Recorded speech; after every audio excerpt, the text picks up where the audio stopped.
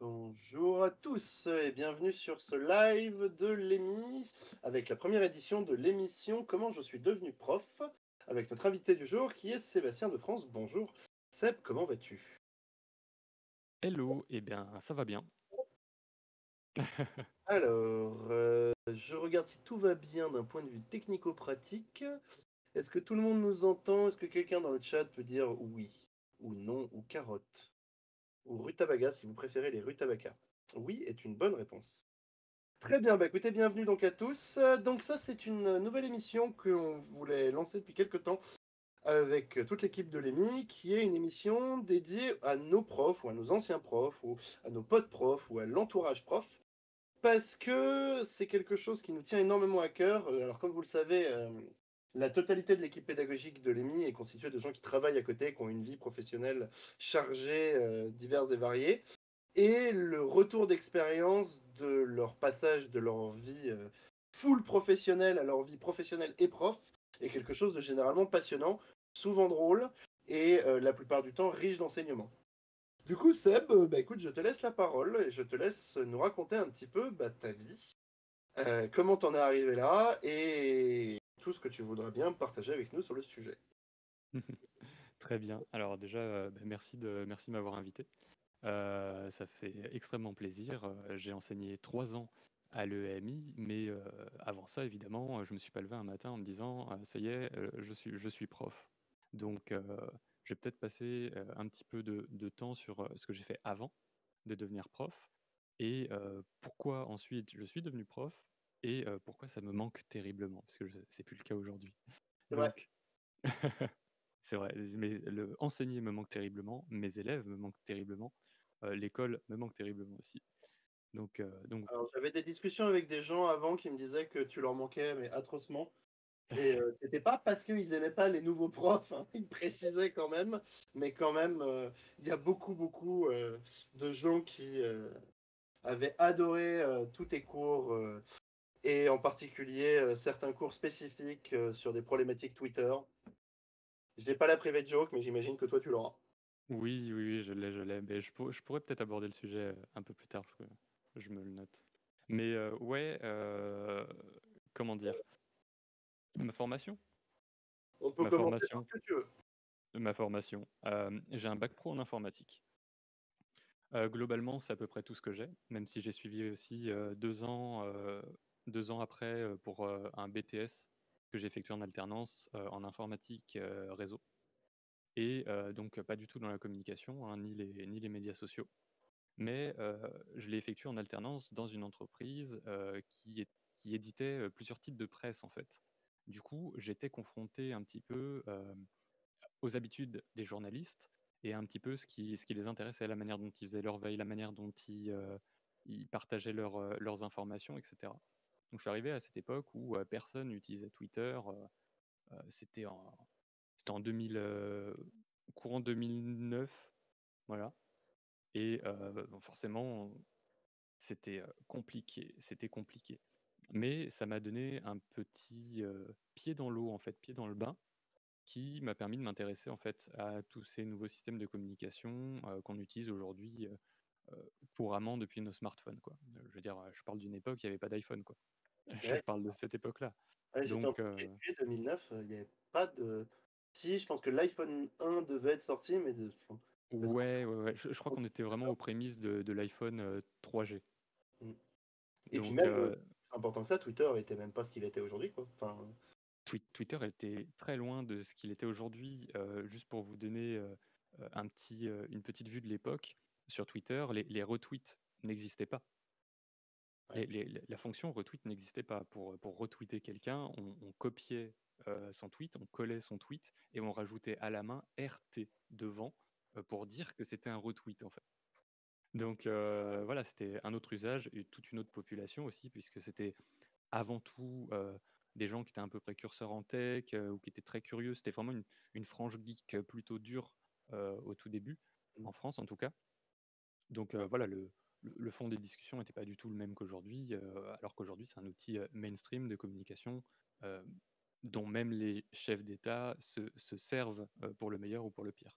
Donc voilà, le temps a beaucoup, pardon, l'époque a beaucoup évolué entre-temps et depuis cette Oh, les période surtout.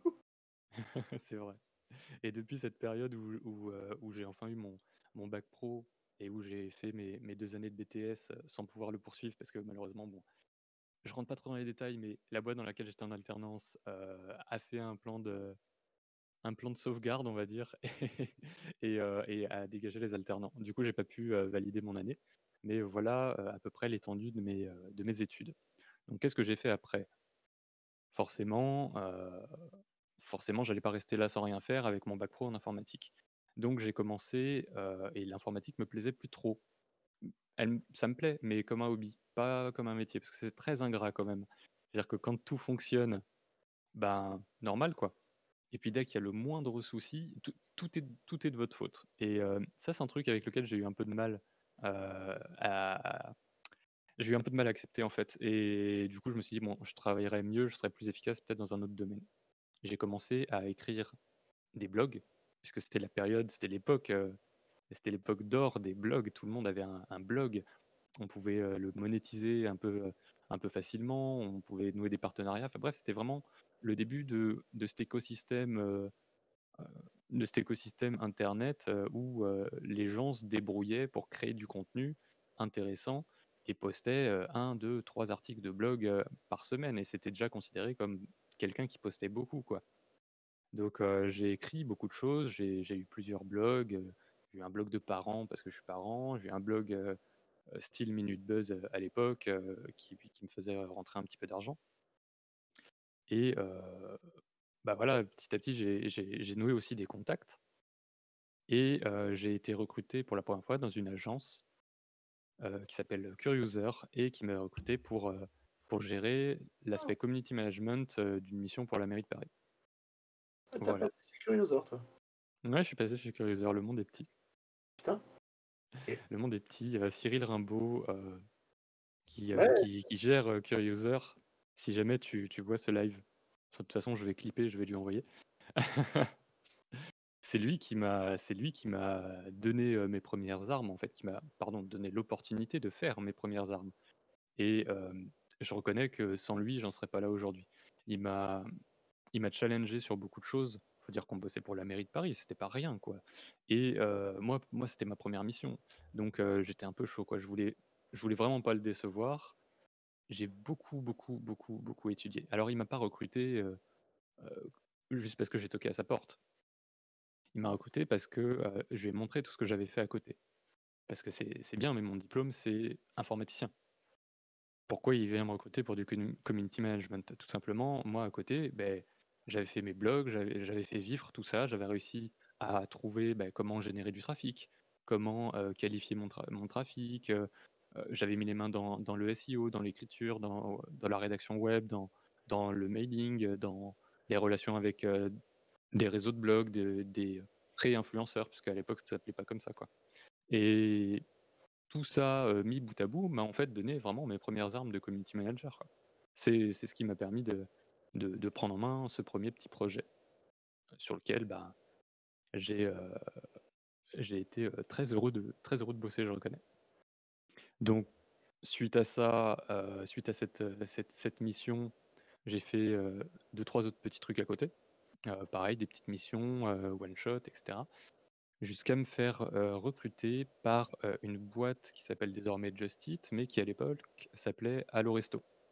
Où, là, j'ai vraiment pu, non seulement, polir les armes que j'avais désormais acquises, mais en plus, j'avais pas du tout accès aux mêmes moyens, en fait, pour exprimer, toutes les compétences d'un community manager.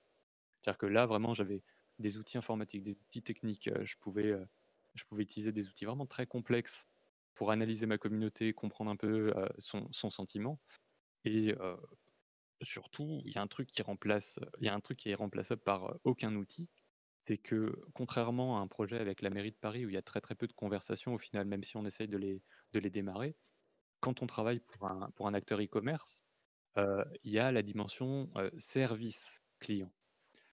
Et j'insiste sur le service client, puisque, d'un coup, notre outil, qui était un outil de communication, de web social, de conversation, des likes, des retweets, et cetera, vient s'ajouter une couche, par-dessus qui est celle du service client. Littéralement, j'ai un problème avec ma commande, j'ai commandé sur votre site, où ça en est, et cetera, et cetera.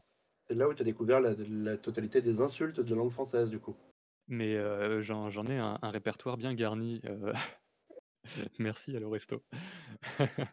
Non, blague à part, honnêtement, l'avantage qu'on avait, chez Allo Resto à cette époque, c'est que, heu, j'avais beaucoup travaillé à ce que l'image d'Allo Resto sur les réseaux sociaux soit cool, soit pas intrusive et soit surtout et avant tout, quelque chose d'utile. C'est-à-dire que si je créais un contenu, je voulais pas que ça soit un contenu, marketing. Je voulais pas que ça soit un contenu, 100 force de vente, où tiens on fait une promo et cetera. Non, non, je voulais apporter vraiment de l'utilité. Alors, une promo, c'est utile, mais quand on t'envoie des promos tout le temps, à quoi ça sert? Ça sert à rien et tu as l'impression de payer le prix fort, en plus à chaque fois que tu passes commande, et qu'il y a pas de promo. Donc ça ne sert à rien. Heu, tout ce côté, création de contenu, c'était cool mais il fallait que ça s'inscrive dans la communauté. C'est-à-dire, ça sert à rien de débarquer avec ses gros sabots, de faire un mime, comme ça, lié à sa marque, de coller grassement ton logo par-dessus, tout ça pour dire: «Regardez les jeunes, on est là aussi, on vous comprend». Non, c'était un travail, qui s'est fait, sur les 2 fronts. C'est-à-dire que, bien sûr, il y a le contact avec la communauté, mais il y a aussi le contact en interne. Comment faire comprendre, à une entreprise qui est là depuis, 13 ans, je crois, à l'époque, quand je suis arrivé, comment faire comprendre à une entreprise cette communauté à laquelle eux ne sont pas confrontés au quotidien? Donc c'était beaucoup, beaucoup de travail en interne, et je dois remercier aussi tous mes collègues de l'époque d'avoir joué le jeu sur pas mal de trucs, de m'avoir fait confiance, de m'avoir, laissé faire des cours, sur la culture web en interne pour qu'ils puissent comprendre non seulement ce que je postais, mais aussi les messages qu'on recevait. De manière à ce que ce soit en fait toute la marque qui était présente par cette, présence, social média en fait. C'était pas juste le community manager, mais bel et bien tout l'esprit de la boîte qui était dessus. Et ça, c'est un truc qui manque aujourd'hui, mais je l'ai déjà abordé en cours, donc les anciens élèves doivent savoir de quoi je parle. Après, 2-3 années, non 3, ouais 3 années, ouais. Après 3 années chez Allo Resto, 3 années chez Allo Resto, après avoir évolué de community manager à social media manager, ce qui est globalement la même chose, sauf que tu es payé plus cher et tu fais plus de tableaux Excel, pour expliquer, tes performances. Non, non, mais j'ai toujours été, no bullshit là-dessus, mais globalement c'est la même chose. C'est juste que tu es un peu moins sur, Twitter à faire tes petits tweets et à faire tes réponses et tu es plus dans, comment je vais faire pour mettre en place, une synchronisation entre, le compte Twitter, le compte Facebook, le compte Instagram et par exemple, le service, des opérations qui s'occupe des cas clients et qui suit les tickets clients. Comment je vais faire? Comment je vais faire si je veux déléguer par exemple, le soir la gestion des cas clients à un agent de service client qui n'a jamais fait de social media, comment je fais? Comment je fais? Donc c'est beaucoup de formation en interne et tout. C'est tout aussi passionnant que le community management, mais c'est un travail qui est plus analytique et stratégique. Voilà, globalement, hein, si je dois, et donc pour ça, on vous paye plus, ce qui est sympa. C'est toujours mieux. Et à ce Ah moment-là aussi, c'est tu as dû te retrouver à diriger des équipes ou au moins des gens? tout à fait, tout à fait. Déjà à l'époque, on avait, une antenne de service client qui était, à l'île Maurice et donc Ah ouais. j'ai eu la tâche très compliquée et difficile, d'aller Non, c'est aller chaud. d'aller à l'île Maurice et former des agents qui étaient, eux, habitués à répondre au téléphone à la base. Donc on a bien sélectionné, les profils qu'on avait dans notre, petit call center, heu et et franchement, on avait chopé vraiment le top, quoi. Et c'était vraiment le top. C'était des agents sympas, polyvalents, extrêmement empathiques et c'était vraiment quelque chose que je recherchais, en fait. Parce qu'on va pas sur les médias sociaux pour être froid et distant ou pour suivre, juste un cahier des charges qui nous dit, quoi répondre à chaque étape, quoi. Je sais qu'il y a beaucoup de marques qui font ça, parce que ça peut être difficile à scaler autrement quand on a, des milliards d'utilisateurs ou des millions d'utilisateurs, des millions de clients qui nous envoient des messages et qu'on essaye quand même à garder une certaine marge de productivité et de rentabilité. Mais il faut quand même, garder cette cette composante humaine, qui consiste, à utiliser, son vrai prénom plutôt que de s'inventer un faux prénom, qui sonne, un petit peu plus français ou des trucs comme ça. Ça consiste à pas hésiter à répondre et à faire des fautes parfois. C'est bête, mais tout le monde fait des fautes, hein, à l'écrit. Alors bien Mmh. sûr, il y a des contextes où ça peut être plus embêtant, mais ça me choque pas de voir, un employé humain qui répond à un tweet humain et qui a une petite faute dans le tweet, voilà. Donc retirer toute cette pression dont ils peuvent éventuellement avoir l'habitude, sur des jobs classiques ou pour d'autres clients, a permis aussi voilà, vraiment tirer profit, de leur plein potentiel, heu, humain et empathique, quoi. Et c'est pour ça que ça a très, très bien marché. Donc, ouais, vous voyez, CM ou social media, ou social media manager, ça peut, selon l'entreprise, avoir des implications vraiment différentes, quoi. C'est sûr que, si on gère pas un club de foot sur les réseaux sociaux de la même manière qu'on gère, une enseigne de magasin physique ou là, comme c'est le cas pour Allo Resto, heu, un système de commande en ligne, quoi. C'est pas le même, c'est pas la même approche, ça va pas être les mêmes décisions, ça va pas être les mêmes techniques. Donc, je trouve que c'est très intéressant d'enseigner ça, d'enseigner tous ces cas de figure. Parce que j'en ai fait pas mal, hein. J'ai bossé pour des marques de voitures, j'ai bossé pour un tas d'acteurs différents qui, à chaque fois, m'ont poussé à réinventer, le métier et la manière dont je l'effectuais. Littéralement, à chaque fois qu'aujourd'hui, là, je suis consultant indépendant. Quand j'ai un client qui arrive vers moi, heu, je regarde ce qu'il fait et le premier truc que je me pose, hein, comme question, alors que ça fait 10 ans que je fais ce job, c'est: «Comment je vais faire?» J'ai l'impression de repartir à zéro à chaque fois. Ça fait 10 ans que je fais ce job et je l'ai enseigné aussi pendant 3 ans et même moi, je me demande tout le temps: «Comment je vais faire?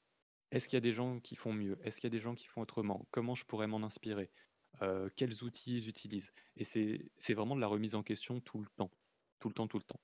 Et y compris quand, j'ai rencontré, Christophe Ondrejec, qui m'a demandé si ça me dirait pas de donner des cours à l'EMI.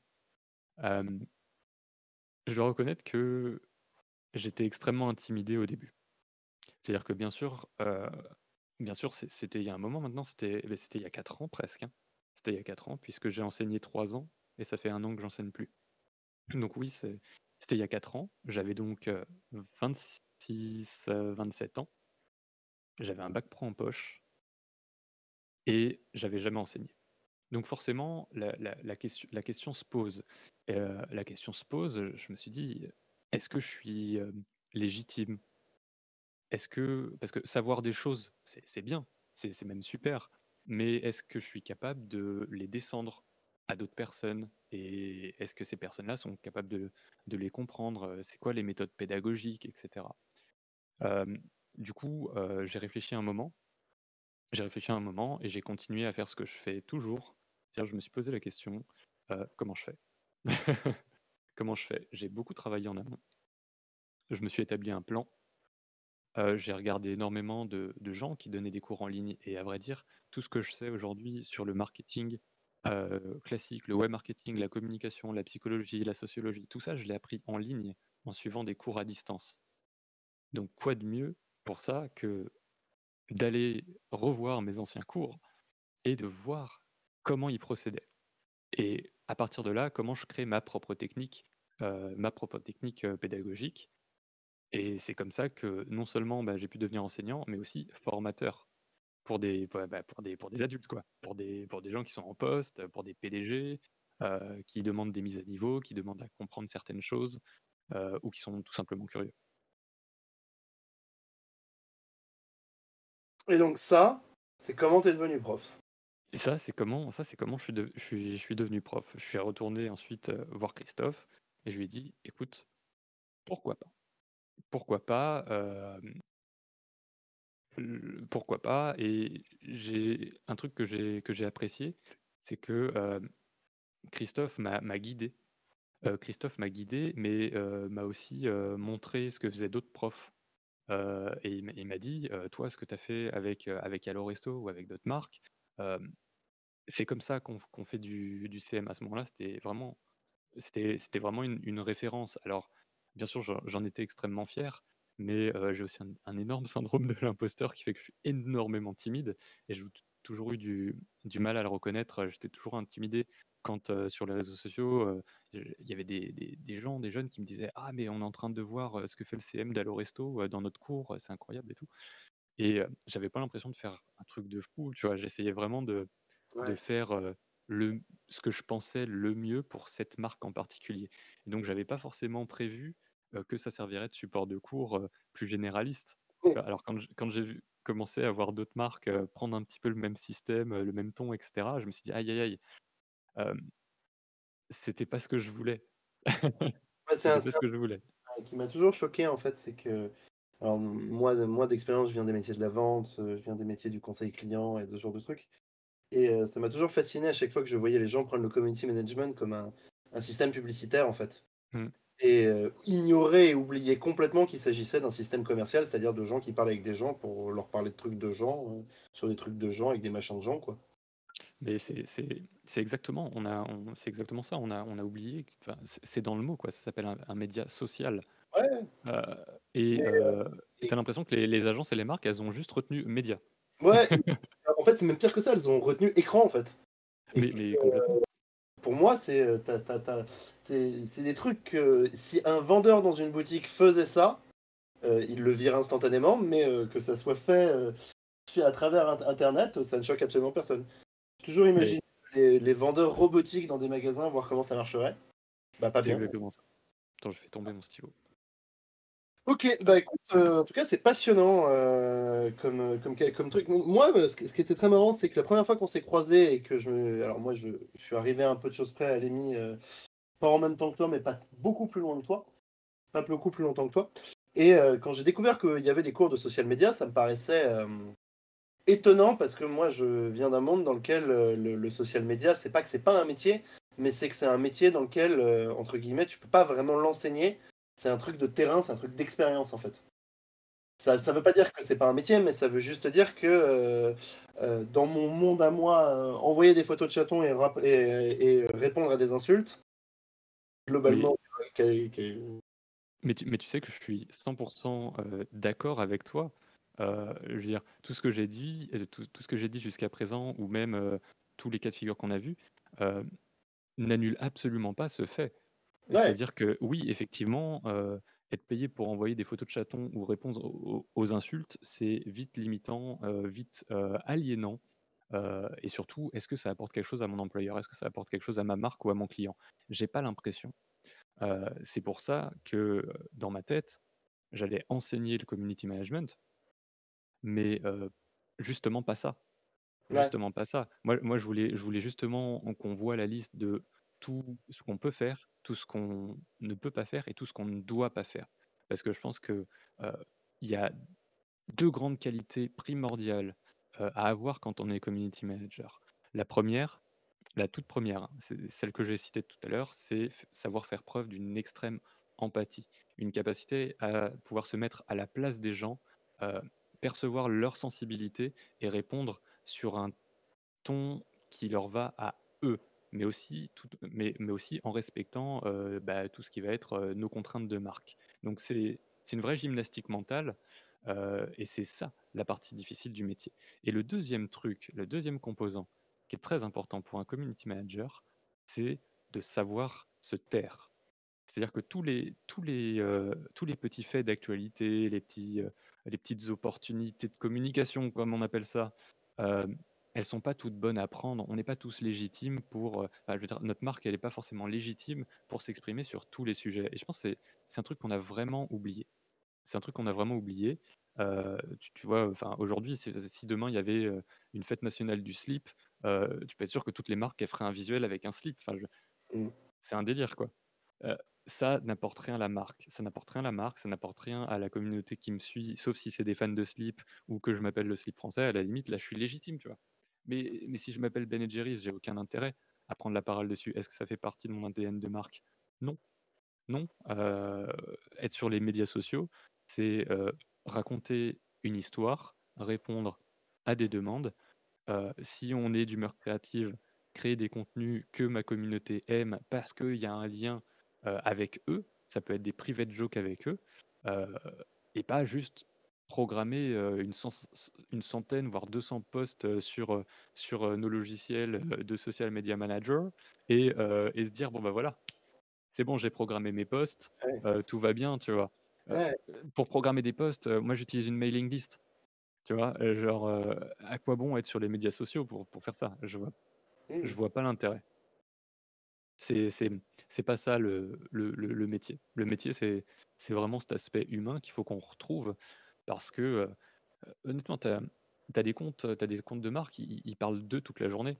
mmh, Bien sûr que je me suis abonné à eux pour qu'ils me parlent d'eux et de leurs nouveautés, ou pour recevoir des promos. Mais, est-ce que j'ai envie de voir tout le temps que ça dans leur flux? Non, j'ai envie de les voir interagir avec d'autres gens. J'ai envie de les voir, répondre quand ils reçoivent des questions. Heu, j'ai envie de les voir merder parfois. Bien sûr, j'ai envie de voir les marques merder, j'ai envie de les voir merder. J'ai envie de les voir merder parce que, merder, c'est humain. mmh, C'est c'est tout ce côté-là, en fait, à côté duquel on passe et si à la base les marques, se sont dit: «Cool, les réseaux sociaux et tout, on va faire des concours et puis, on va distribuer des iPads aux gagnants», heu, beh, voilà, elles ont encore géré la plateforme comme une énième plateforme marketing et rien ouais, d'autre. Donc c'est moi, je voulais enseigner ça différemment, heu bien sûr, en expliquant comment tout ça fonctionne dans un truc, dans un système très carré, pour que si jamais, bah, un étudiant se retrouve dans une boîte, très âgée et qui a déjà des repères, qui communique comme ça, que, l'étudiant qui, une fois sur le marché du travail, se retrouve confronté à cette situation, puisse démêler tout ça, lui-même et expliquer en interne, faire une espèce de de pas de formation, mais en tout cas prêcher pour sa paroisse un petit peu, expliquer pourquoi ça, c'est pas forcément le plus efficace pour la marque. Comment j'explique à des marketeurs ou à des commerciaux, ce qu'ils vont pouvoir tirer comme profit des médias sociaux? Je veux dire, c'est pas leur job. Pour la plupart, éventuellement, ils sont sur Facebook, c'est beaucoup moins le cas pour Twitter. Heu, c'est c'est leur expliquer un monde qu'ils ne connaissent pas dont ils se et foutent pour la plupart du temps. ouais, ils s'en foutent complètement. Alors, un jour sur Allo Resto, mais je sais pas, on devait être à 400 abonnés, tu vois? 400 followers sur Twitter et je mets un tweet, c'était un truc plutôt rigolo et tout, boum, 1 300 retweets. Alors pour ceux qui sont habitués de la plateforme, c'est pas rien, tu vois? Surtout à l'époque, tu vois? 400 abonnés, c'était un peu pourri, mais Mmh. 1 300 retweets, c'était beaucoup quand même, tu vois? Genre, les gens rigolaient avec nous et tout, trouvaient ça cool, on a créé beaucoup d'échanges, à cette occasion. Hem, comment t'expliques que le mème que tu as fait, parce que c'était un mème, que le mème comment t'expliques, bah, pourquoi c'était cool? Pourquoi les gens ils ont autant réagi? Pourquoi, bah, tiens, il y a une corrélation avec le pic de nouveaux clients, c'est intéressant, et cetera, et cetera. Comment t'expliques tout ça à des gens dont c'est pas le métier? Et pire que Donc ça, quand tu rends donc ça, héroïste, tous hein. les mois tous les mois, je faisais des bilans et je vous jure que mes bilans, il y avait la moitié des pages qui étaient consacrées à expliquer un mème. Je sais pas si vous connaissez le site Know Your Meme? Know Your Meme qui est un site où, on tape, le nom d'un mème et ça nous explique d'où c'est venu, comment c'est venu, pourquoi c'est drôle, ça fait référence à quoi et cetera et beh, littéralement mes rapports mensuels, la moitié c'était un Know Your Meme en français, quoi. Pour expliquer justement pourquoi c'est drôle, pour imprégner cette culture internet qui leur était inconnue avant, en interne et vraiment, j'insiste dessus, moi j'ai eu du bol parce qu'ils étaient plutôt réceptifs dans l'ensemble. C'est-à-dire qu'il y a des boîtes, on peut se heurter à un mur et là, c'était pas le cas. Il y avait des gens qui comprenaient pas, mais au fond d'eux, ils voulaient comprendre, tu vois? Ils se disaient: «J'ai l'impression de rater un truc quand même. J'ai l'impression de passer à côté quelque chose» et réussir à instiller ça petit à petit pour que, au bout d'un moment, il y ait un collaborateur qui vienne te voir et te dire: «Bon Seb, Je vois bien que ton dernier post, il a du succès, mais est-ce que tu peux me l'expliquer parce que je comprends pas? Et ben, je trouvais ça ultra cool parce qu'il y avait un intérêt renouvelé, des collaborateurs envers la marque aussi et envers l'image qu'on renvoyait publiquement En fait, et ça c'est trop bien ça. je viens de comprendre grâce à toi un truc ultra intéressant, c'est que je pense que c'est par Twitter et par ce genre de choses que la culture geek s'est imprégnée dans le monde des entreprises Mmh. et qu'on a geekifié, je pense que ce néologisme est horrible, mais c'est pas grave, d'une certaine manière la communication de marque. Mais complètement, complètement, je pense, au Star Wars Day, tu vois? Ça Ouais, sans même c'était un parler. délire de pur geek avant, maintenant tout le monde, «Ah, le Star Wars Day, oui, Ouais, ça ouais, s'est imprégné dedans, ça s'est sans imprégné dedans». des choses qui touchent à des licences, parce que ça, à la limite, les licences, c'est vieux comme le monde. Star Wars, c'est pas du tout récent. Et même Mmh. le marketing de marques qui n'ont rien à voir avec Star Wars, qui ont fait des trucs à côté avec Star Wars, c'est vieux maintenant. Mais par contre, pour tout ce qui est culture web, et je dis bien vraiment culture web, c'est effectivement par le boulot des précurseurs du community management que ça a commencé à s'immiscer dans les boîtes, en fait. Ouais, ouais, ouais, complètement, Et c'est même complètement. là qu'on est arrivé à, en fait, commencer à parler de culture web au sens littéral du terme. Bon, ça, c'est logique avec l'apparition d'Internet, mais qu'on a commencé, ok, ouais, c'est super Mais, intéressant. mais oui, le terme culture web maintenant englobe tout ce qui était auparavant une culture geek un peu obscure et pas comprise. Ouais, C'est-à-dire que être geek, c'était pas cool. non, Genre, mais t'étais déjà, pas, non mais t'étais euh, un gamer déjà de base, t'étais pas cool. T'étais un geek, je te t'étais pas ferai cool non même plus. une différenciation entre geek et web, pour le coup, parce que la culture geek, qui est globalement plutôt attachée aux jeux vidéo et à la Mm. culture rôliste, pour faire simple, est une entité de la culture web, mais en fait, il existe de la culture web tout court. Si je te parle de Rick Rollet, ça n'a rien à voir ni avec du jeu vidéo, ni avec du jeu de rôle, ni avec même la culture geek en tant que telle. Par contre, c'est de la pure culture web. Et c'est à ce moment-là, en fait, que ça a commencé à émerger. Et ça, c'est passionnant. C'est vrai. Non mais vraiment, mais un truc tout bête, hein, la démocratisation de la DSL, Ouais, clairement. son impact sur la société, incroyable, incroyable.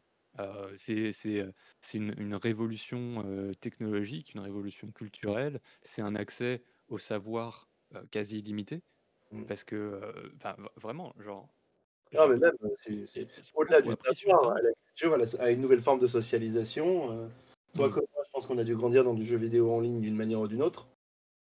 Complètement, complètement. Et ça, Je joue à World of Warcraft depuis très longtemps. pareil, mais tu vois, mais ça, pareil, ça, c'est un détail qui pour nous a l'air d'être un détail, mais en fait, le fait d'avoir une activité sociale à très grande distance avec des gens de tous les continents, c'est Mm. quelque chose de dingue historiquement.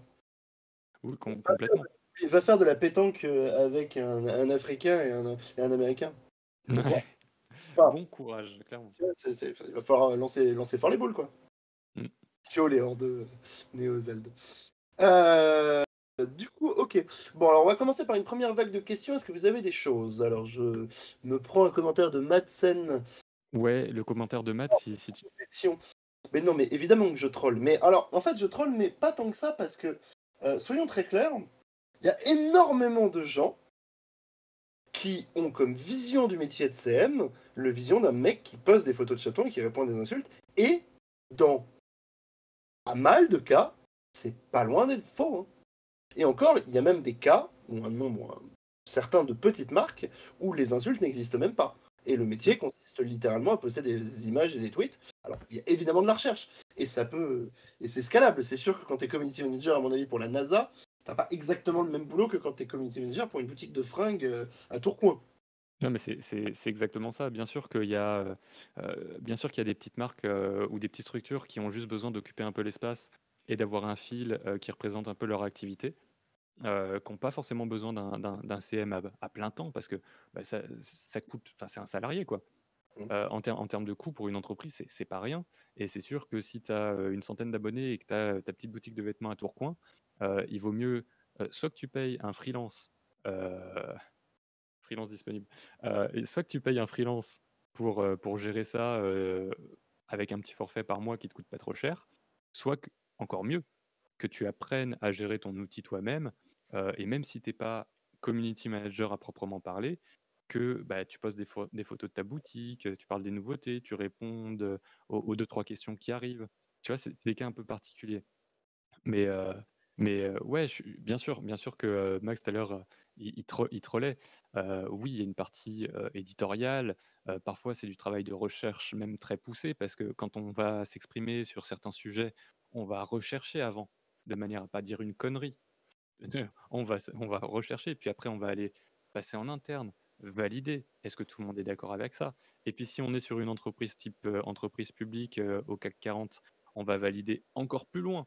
Ça peut prendre du temps et cetera. C'est un travail qui est difficile, éreintant, mais extrêmement satisfaisant.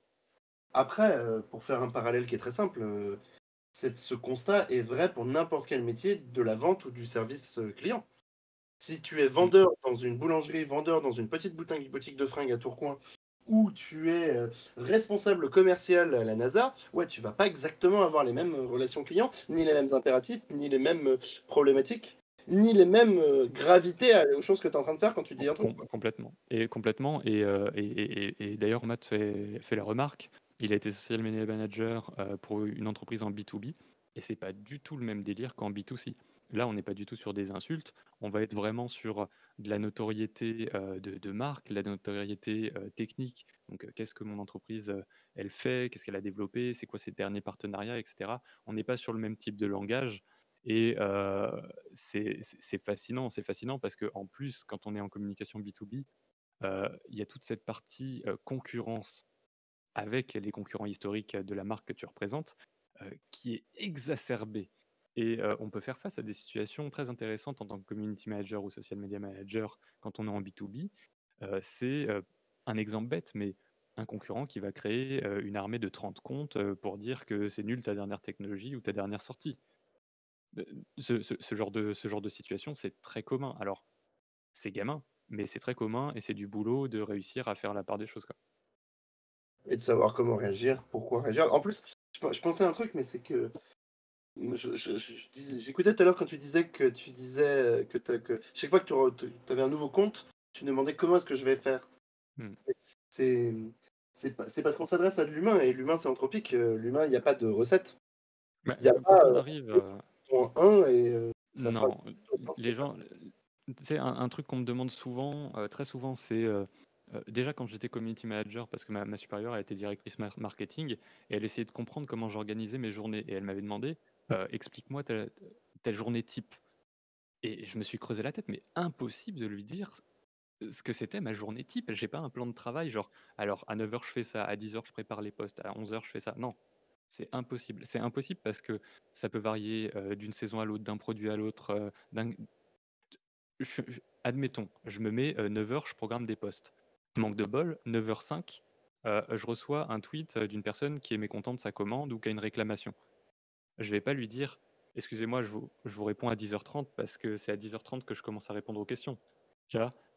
Cette composante humain et aussi ce besoin de contact immédiat avec une marque, c'est ce qui renforce la confiance que tu as en elle. C'est te dire: «Si j'ai un problème, je sais que je peux leur envoyer un tweet, j'aurai une réponse, c'est fiable» et ça, ça s'intègre pas dans ta journée type. Tu vois? Ça marche pas comme ça. Donc oui, à chaque client, à chaque situation, heu, la journée, la méthodologie, elle change complètement.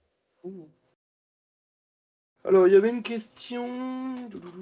Tu disais être très timide et donc avoir le syndrome de l'imposteur lorsque tu as débuté en tant que prof, mais au bout de 3 ans d'enseignement, qu'est-ce que tu en es qu'est-ce qui en est ressorti? Alors le syndrome de l'imposteur, un petit mot sur le terme, heu, c'est un terme qui est relativement récent. C'est un terme qui est relativement récent, mais qui met parfaitement les mots sur ce que j'ai toujours ressenti. Est-ce que j'ai le droit de dire ça? Est-ce que je suis légitime pour dire ça? Est-ce que si je donne un conseil, est-ce qu'au final, il est bon et cetera? C'est une remise en question tout le temps. Est-ce que je suis, légitime pour, donner cours? Vraiment, vraiment. C'est très dur, mais en même temps, ça pousse à se dépasser. C'est très dur à vivre, mais ça pousse à se dépasser parce que du coup, on n'a pas envie de faire, on n'a pas envie de faire, n'importe quoi. Parce que là, ça serait finalement admettre que, on est un imposteur et j'ai pas envie d'admettre que je suis un imposteur, j'ai envie d'être un bon imposteur et pour être un bon imposteur, il faut réussir à ne plus être un imposteur. C'est beaucoup de travail. C'est beaucoup de travail. Général- Honnêtement, après ces 3 ans d'enseignement, après ces 3 ans d'enseignement, oui, ça m'a beaucoup aidé. J'avais des problèmes de diction quand j'ai commencé l'enseignement et ça, c'est un truc que j'avais un peu caché au directeur de l'école, Christophe Ondrejec. Donc je faisais des phrases courtes. Je répondais avec des phrases courtes quand je discutais avec lui pour pas q pour pas que ça se voie. J'avais un problème de diction parce que, petite opération qui s'est un peu mal passée, on m'a sectionné, un nerf dans la langue et honnêtement, parler en faisant des phrases longues ou parler pendant longtemps était compliqué pour moi. Et quand j'ai reçu mon plan de cours avec des cours de 4 heures, je me suis dit: «Ah Seb, tu as joué au con, donc tu as gagné un prix de con et tu as perdu et tu as perdu».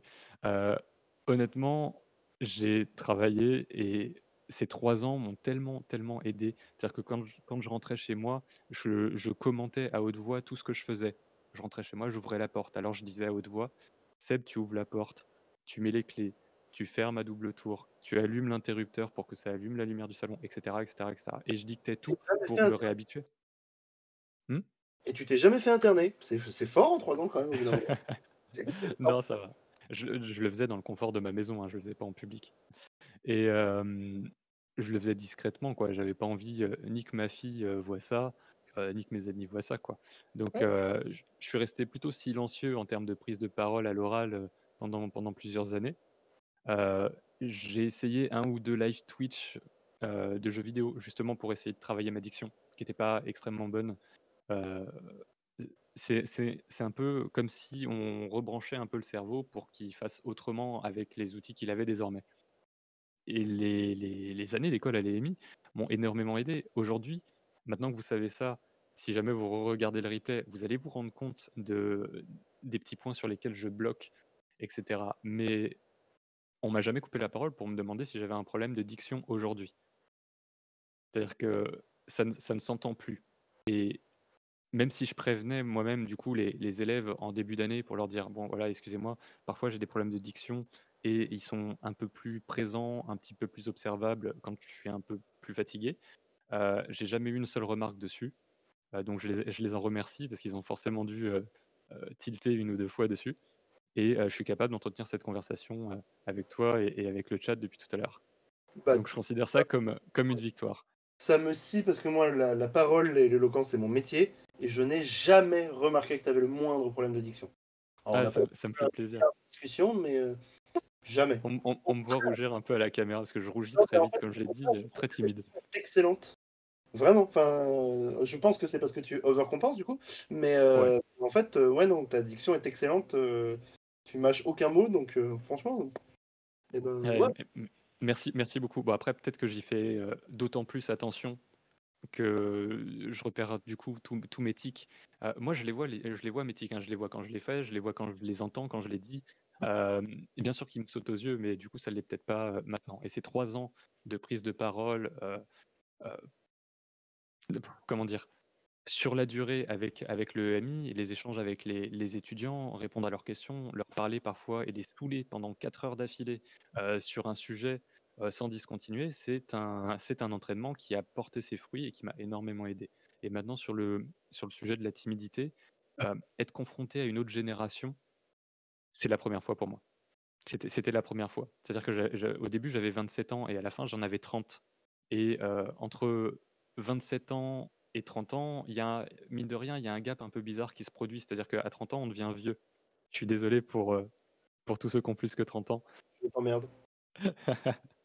Mais à 30 ans, il y a un truc terrible qui se produit, c'est on devient vieux. Pas dans le sens péjoratif, mais dans le sens, on a petit à petit un autre recul qui s'est produit, sur la société, sur les choses, sur plein de choses qui sont basées de nos expériences, bien sûr.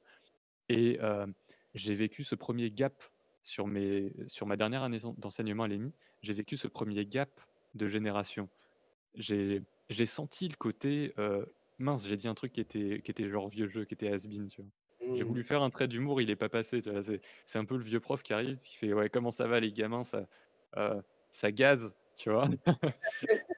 Genre, ça tombait comme ça, et tu sais, j'ai senti le flottement dans la salle et je me suis dit: «Ah ouais, Je pense ça que y est, je suis vieux». on sait ce que ça veut dire, ça farte, au moment où on fait référence, mais putain. Non, je Non, me mais suis dit: «Ah ça y est». C'est vrai, clairement. En fait, c'est surtout, moi, ce que ça m'a frappé sur le côté 30 ans, c'est le moment où tu peux arrêter la notion de YOLO. Ou Ouais, on verra après. Ouais, non, parce qu'en fait, alors après, c'est dans pas si longtemps, tu vois. mm, Le temps se compresse vachement, en fait. Arrivé à 30. complètement. Complètement. On revoit un peu ses projets de vie. Et là, je me suis dit, mais pourquoi je suis prof? Ça sert à rien. Ouais, c'est ça. Et t'as un autre truc qui est marrant, en fait, c'est que tu comprends vachement mieux ce que sont en train de vivre les mecs que t'as en face de toi. Ils sont globalement en train de se prendre le train de la vie dans la gueule de 18-20 ans. Ouais. Et ce train de la vie dans la gueule que toi, tu t'as pas vu passer parce qu'à l'époque où tu l'as vu, où tu l'as vécu, tu vois pas Tu le trop pourquoi. comprends. Mais là, comme toi, Ouais, tu t'en prendre un autre dans la gueule, et ben du coup, tu comprends vachement mieux le leur. Et c'est c'est ça. parfois pratique pour pouvoir comprendre leur problématique, qui est pas du tout la même que la tienne, mais qui en est une quand même. Complètement. Tu vois, soudainement, tu te remets à te rappeler l'heure ou l'heure et demie de RER que tu faisais le matin pour aller en cours. Tu, tu, tu te rappelles petit à petit l'état dans lequel tu arrivais au cours de 8 heures, Ouais, quand il y avait cours à 8 heures, ou à 9 heures, pardon. Et, et, et bien sûr, tu le prends en compte. Bien c'est sûr, quand il y a des élèves, qui arrivent, où il y en a certains qui ont peut-être fait un shift de nuit dans un restaurant, pour bosser, financer leurs études ou financer leur hobby et cetera, et qui arrivent et qui ont du mal à accrocher au cours. Bien sûr que tu fais avec et que tu comprends et que tu essayes d'adapter en fonction aussi. Ça sert à rien de de pousser des élèves dans des retranchements incroyables pour qu'après ils fassent un burn-out alors qu'ils ont 20 ans. ouais. Heu Et surtout et qu'ils se mettent à détester c'est la juste matière, quoi. ouais, c'est ça, c'est ça. Le, Et c'est toujours le truc qui fait peur. Moi, j'ai donné quelques cours aussi, mais excuse-moi, hein, je rebondis sur ça, mais euh, le truc qui m'a toujours terrifié à chaque fois que je donnais un cours, moi, c'est putain, si tu te merdes, les gars, ils risquent de détester cette matière. Et c'est mmh, super grave parce que s'ils se mettent à détester ça, ils vont se mettre à détester ça, puis ça, puis ça, puis ça, puis ça, puis ça. Et l'impact est inimaginable. ouais, Pourtant, rien, t'as juste mis à obliger quelqu'un à prendre la parole 5 minutes. c'est ça, c'est ça. Et ça peut être, ça peut vraiment être dévastateur, quoi. C'est vraiment, type, ça me rappelle le prof au collège, qui te forçait à passer au tableau, alors qu'il savait que c'était ton vrai némésis, quoi. C'est pas que tu connaissais pas la réponse, c'est juste que ça te bloquait vraiment. Et après ça te fait détester la matière, pas parce que tu aimes pas la matière fondamentalement, mais tu aimes pas la matière avec ce prof-là. C'est Mm. terrible, c'est terrible. Après, Donc je reprends ouais, non. ce que tu disais sur le syndrome de l'imposteur. Euh, Généralement, les gens qui ont le syndrome de l'imposteur, ils ont un truc aussi qui est le ranking par le haut. C'est-à-dire qu'ils ne voient jamais le chemin qu'ils ont parcouru, ils ne voient Ouais. que le chemin qu'ils n'ont pas encore parcouru. Et Et ça fait 1 milliard de kilomètres et qu'il leur reste 10 kilomètres à faire. Putain, il leur reste 10 kilomètres à faire. C'est vraiment des merdes. Pourquoi est-ce qu'ils n'ont pas fait les 10 c'est kilomètres? trop ça. Très, très, très, très, très énervant. Et ça, c'est même énervant pour les proches parce que du coup, tu fais un compliment, ça ne sert aucun intérêt. Parce que le compliment sur les 10 000 kilomètres déjà parcourus, quel intérêt? On s'en Oui. fout. Les 10 000. C'est déjà fait, tu vois? Donc pas besoin de revenir dessus.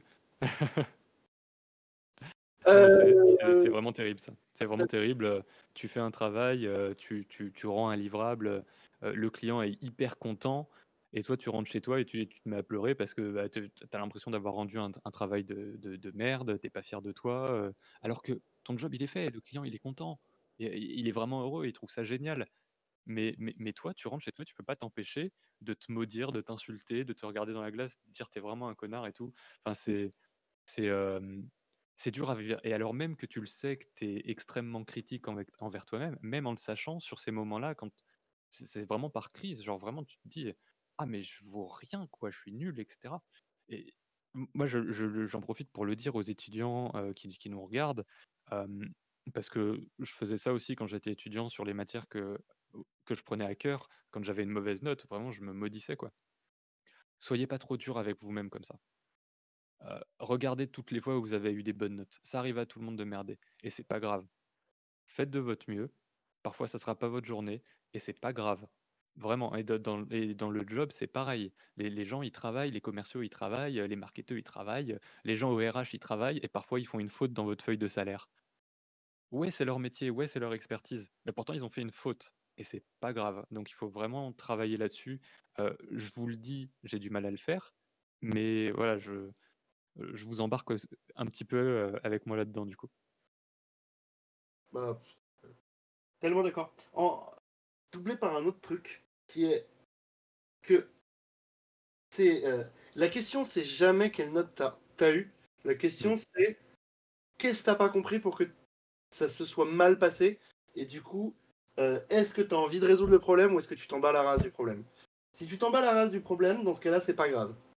Si tu as un plan de bataille pour résoudre le problème, c'est pas grave, du coup, parce que tu as un plan de bataille. Dans les deux cas, c'est pas grave. Ouais, c'est ça. C'est ça qui est assez drôle, en fait. Ok, alors je te propose qu'on continue sur des questions. Qu'en est-il du social media management en B2B? J'ai le sentiment que c'est quelque chose que personne n'a réussi à démêler. Peine perdue. C'est pas une peine perdue et je vois ce que tu veux, je vois ce que tu cherches, fan de Dick Bleu. J'espère que je l'ai bien prononcé. Hem, Qu'est-ce que je pourrais te donner en bon exemple et en bonne pratique? Orange fait du très bon B2B en France. Si tu cherches un exemple français. Vraiment, c'est top ce qu'ils font. Ils ont des pages qui sont dédiées, à leur technologie, hem et qui s'adressent vraiment à des acteurs B2B, à des partenaires potentiels et cetera. À attirer, c'est aussi des pages qui cherchent à attirer les talents, les ingénieurs, les développeurs, qui veulent bosser sur des solutions innovantes, comme on peut faire et qu'on sait faire en France, même si on frime pas trop avec pour l'instant. Et si tu veux un autre exemple qui cette fois-ci est américain, j'ai envie de dire NVIDIA. NVIDIA, fait très, très bien du B2B. Ils nouent des partenariats stratégiques, qu'ils mettent en avant sur les réseaux sociaux. Ils savent comment les inclure dans leur communication et ça donne vraiment une vitrine hyper propre, hyper propre et vraiment Orange et NVIDIA, c'est vraiment 2 bons exemples que j'ai envie de te donner. Maintenant, comme on disait tout à l'heure, il y a pas de formule miracle. Il y a pas de formule miracle pour dire, «Tiens, il y a une manière de faire du social media en B2B». Non, il y en a pas qu'une. Il y en a pas qu'une parce que est-ce que tu cherches des partenariats? Est-ce que tu cherches, à faire remonter le cours de la bourse? C'est bête, hein, mais quand tu es une entreprise publique, par exemple, qui est pub enfin qui est présente au CAC 40, un tweet ou un post Facebook, ça peut avoir un impact direct sur le cours de ton action, en fait. Donc ouais, ça peut être extrêmement délicat et il y a pas de formule miracle.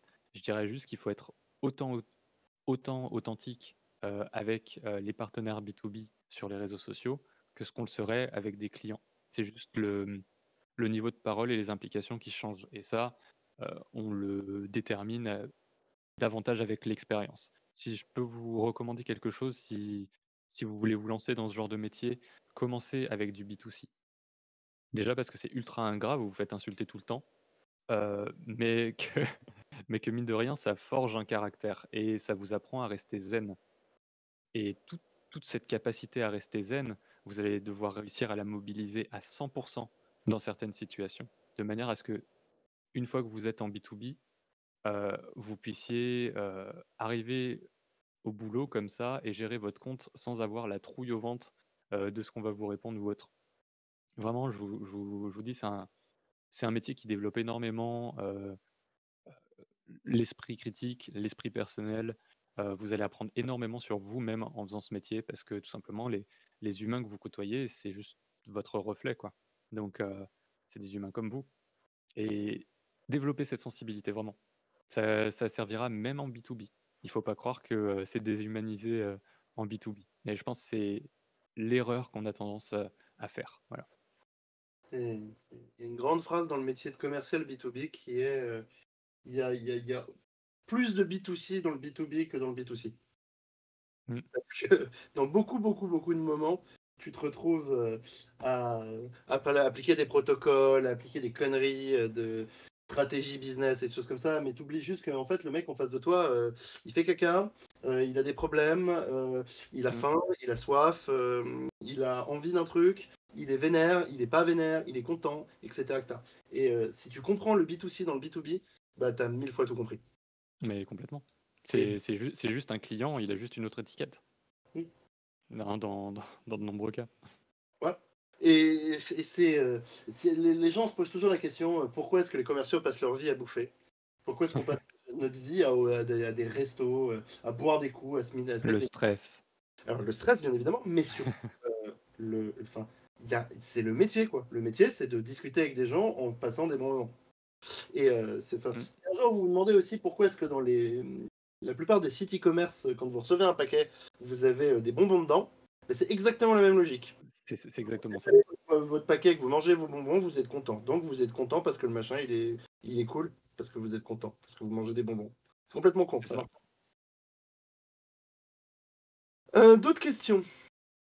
De mon expérience, ça n'engage que moi, il y a un travail de recherche plus important. Non, non, ok, c'est pas vraiment une question. Swello organise un webinar sur TikTok pour se demander comment utiliser ce réseau social pour booster sa visibilité. De manière générale, comment choisir pertinemment le bon support de communication en CM, SS, SMM. C'est une bonne question. Le bon support de communication, c'est celui où il y a nos utilisateurs et nos clients. Et le second meilleur support, c'est celui où on pense, ou alors où on sait qu'il peut y avoir nos prospects, nos clients potentiels. Euh, c'est à peu près tout. Ça sert à rien de partir partout parce que ça va diviser complètement votre charge de travail par réseau, ça va être dramatique et vous allez rien pouvoir gérer. Le bon support, c'est vraiment celui que vous maîtrisez et où vous avez une certaine légitimité. Qu'est-ce que je peux vous dire est-ce que tout le monde est légitime sur TikTok, par exemple, vu que c'est le réseau qui est cité? Je pense pas. Je pense pas. TikTok, c'est un monde, c'est un univers, c'est des usages qui se sont développés sans être trop en relation avec ce qu'on connaissait jusqu'à présent. C'est un lâcher-prise, c'est un bon délire. Ça me rappelle les premières heures de Snapchat quand les marques essayaient absolument de venir dessus. Alors, après des années à forcer, elles ont réussi, mais on peut pas dire que le contenu soit exceptionnel. Euh, Vraiment, soit vous et votre marque, vous arrivez à choper le truc du réseau, soit n'y allez pas. N'y allez pas. Souvenez-vous du deuxième truc important pour un CM, savoir se taire. Savoir se taire. Parfois, la meilleure présence, c'est pas de présence, hein. Est-ce qu'une agence vétérinaire a besoin d'être sur TikTok? Non. Elle va réfléchir stratégiquement. Elle va se dire, OK, il faut que je sois présent dans des listings, il faut que je sois présent en SEO, donc il me faut une vitrine Facebook avec une page locale, avec mon adresse, mon numéro de téléphone, parce que je délivre un service. Donc quand les gens vont me chercher, ils vont avoir le service, l'adresse et le numéro de téléphone, parce que c'est les premiers trucs qui les intéressent. Après viennent les heures d'ouverture. Voilà. Est-ce que j'ai besoin d'aller sur Twitter? Non, pas forcément. Est-ce que j'ai besoin d'aller sur, je sais pas moi, Instagram? Peut-être, si je veux mettre en avant les conditions de ma boutique vétérinaire. Je peux montrer notre matériel, je peux faire des portraits de soignants, il y a des trucs intéressants à faire. Mais vous voyez, en 2 secondes, j'ai réussi à trouver un angle pour une clinique vétérinaire qui est utile, qui ne lui prendra pas 30 heures par mois à gérer, un compte Facebook avec des informations essentielles et un compte Instagram où elle peut développer un peu plus, tout en remplissant sa page Facebook puisque c'est connecté. C'est un exemple, mais le meilleur, trouver vraiment la meilleure plateforme, pardon, le support le plus pertinent pour soi, je dirais faut juste étudier la situation. Il faut juste étudier la situation comme je viens de le faire en 2 secondes là. C'est pas dur, mais faut se vider la tête et partir de zéro, tout le temps. Donc essayez d'imaginer impôts.gouv sur TikTok. Ça serait tellement Et stylé. tu sais, mais pourquoi pas? Pourquoi pas? J'ai beaucoup de réponses. Ça y est, non mais ça y est, j'ai déjà une idée dessus, c'est terrible, mais tu vois, un truc qu'on nous apprend pas à l'école, parce qu'on part du principe que c'est à nos parents de nous apprendre, mais comment on remplit sa première feuille d'impôt, ce genre de truc? Ah, moi, j'aurais rêvé qu'on nous l'apprenne à l'école, parce que tout le monde sait pas, ou tout le monde le fait pas, ou tout le monde n'enseigne pas ça à ses enfants. Personnellement, je veux dire que je fais autre chose avec mes enfants qu'à leur apprendre à comment ils vont faire leur feuille d'impôt. Je galère déjà à faire les miennes. Donc voilà. Sur TikTok, imagine, les impôts débarquent et comme l'audience générale est globalement assez jeune, on peut facilement tabler sur le fait que c'est leur première déclaration d'impôt, peut-être même pas encore, peut-être qu'ils s'intéressent à tout ça. Heu, des petits tutos rigolos pour le faire en 2 secondes, ou une manière de le présenter un petit peu fun. Mm. Ouais, non seulement ça rajeunit une image, mais rappelez-vous, ça apporte un service. Parce que j'ai parlé de tuto. Ouais. Voilà, il faut qu'il y ait une utilité. Il faut qu'il y ait une utilité. Soit ça va être par l'entertainment et pourquoi pas, on va le prendre pour ce que c'est, de l'entertainment. Soit ça apporte un vrai service en plus, mais alors là, c'est tout gagné, quoi. C'est c'est comme ça. C'est Ouais, ouais. en vrai, c'est pas dur, mais il faut toujours se rappeler, pourquoi je poste, quoi. Est-ce que j'ai intérêt à poster? Est-ce que ça va apporter quelque chose à quelqu'un vraiment? Parce qu'on est tous super saturés par toutes les marques tout le temps et je prêche contre ma paroisse encore une fois, hein, puisque c'est mon job de faire ça. Mais parfois, je dis à des clients: «Non, ça sert pas à plus. Non, non, ça sert pas de poster plus que 2 fois par semaine pour votre situation. Ça ne sert pas, ce n'est pas utile». Et ils ont du mal à comprendre parce que, si je facture, à la publication, ils se demandent bien pourquoi je les facture pas plus, tu vois? Pourquoi je leur dis pas: «Bah, tiens, il vous faut 5 publications par semaine». Donc voilà. C'est drôle, les mecs qui réfléchissent ROI et réseaux sociaux. Bon courage. Ouais. Le branding et le ROI. Est-ce que nous vivons, génération 1990, la naissance de TikTok comme d'autres générations 1980 postérieures ont vécu la naissance de Facebook et Instagram? Hem, c'est une question super intéressante, et pour te répondre simplement, je vais te dire: «Non, je pense pas». Non, je pense pas. Tout simplement parce que, heu, ma génération moi je suis né en 88, voilà. Ma génération et même, les un petit peu plus, sages que moi, plus anciens, heu, je fais très attention à mes mots, hem, ont vu arriver, Facebook, Twitter, Instagram et s'en sont emparés, un petit peu au ralenti, mais disons que ça s'est intégré sans friction. Vraiment en 6-7 ans, ça s'est intégré sans friction dans leur vie de tous les jours parce que en même temps, il y a un élément technologique qui est arrivé et qui n'existait pas dans leur quotidien, qui s'appelle le smartphone.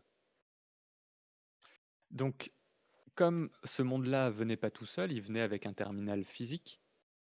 Je veux dire, c'est pour le cerveau, c'est important, hein, le fait qu'on ait un objet physique à tenir en main.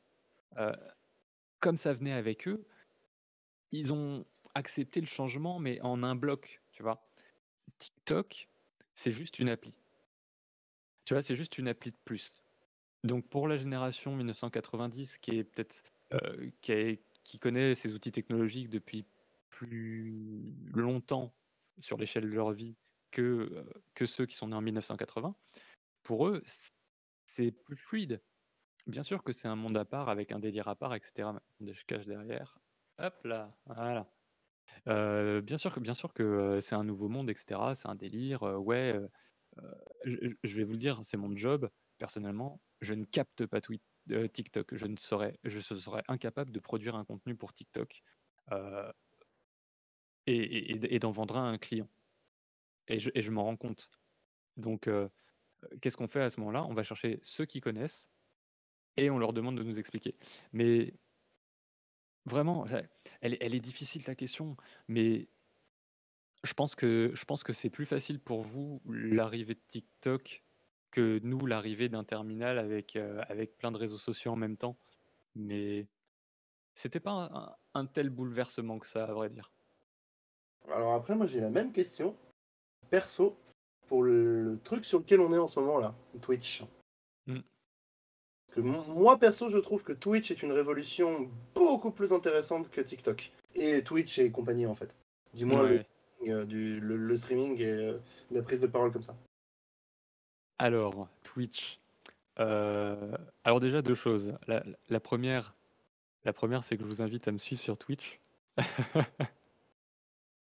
Twitch.tv/velvetshadow. Si vous Ouais. avez un abonnement Prime, c'est le moment de le poser. Et je suis là et je vais récupérer les abonnements Prime des étudiants de l'EMI. Hem, oui, Twitch, je tiens absolument à en parler, évidemment. Je tiens absolument à en parler, déjà parce que quand j'étais chez Allo Resto, avec, ma collègue Diane, on avait organisé comment ça s'appelle?